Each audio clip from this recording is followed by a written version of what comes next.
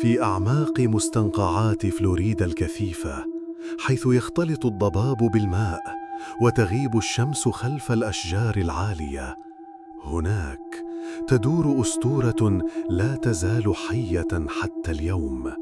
مخلوق غريب يشبه القرد ويفوح منه رائحة كريهة لا تنسى. هل هو خيال أم شيء حقيقي يعيش بين الظلال؟ هذا هو قرد الضربان.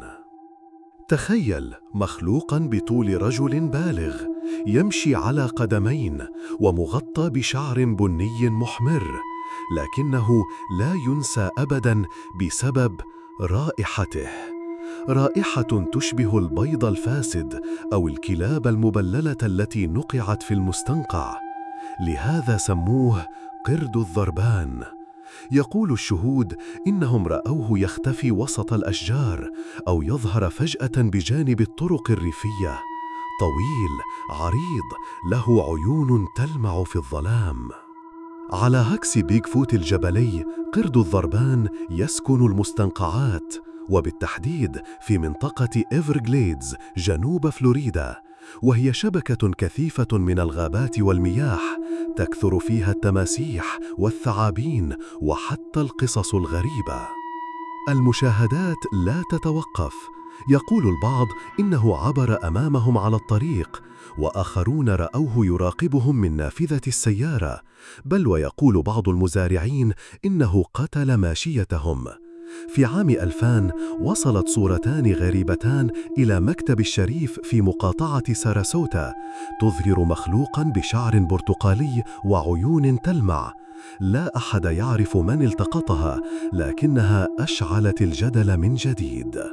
هناك أيضاً فيديوهات، بعضها يظهر كائناً ضخماً يتحرك بين الأشجار أو يسحب شيئاً ضخماً خلفه، لكن كالعادة لا إثبات، فقط تساؤلات.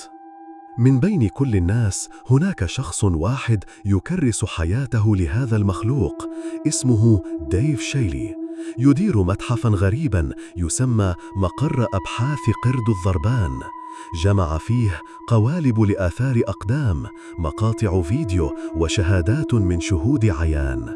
ديف يقول إنه رأى قرد الضربان عندما كان عمره 10 سنوات، ومنذ ذلك اليوم لم يتوقف عن البحث.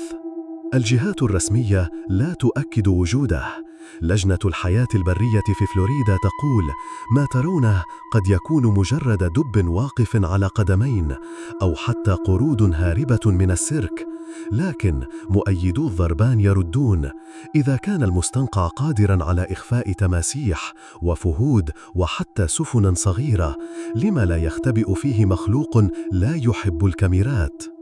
قرد الضربان خرج من الظلال إلى الثقافة الشعبية، ستجده على القمصان، في القصص المصورة وعلى لافتات الطرق. بعض الناس يبيعون مجسمات له، والبعض الآخر ينظم مهرجانات باسمه. حتى لو ما كنتش مؤمن بيه، صعب تنكر إنه أصبح ظاهرة. قرد الضربان لا يزال هناك، في مكان ما في قلب المستنقع.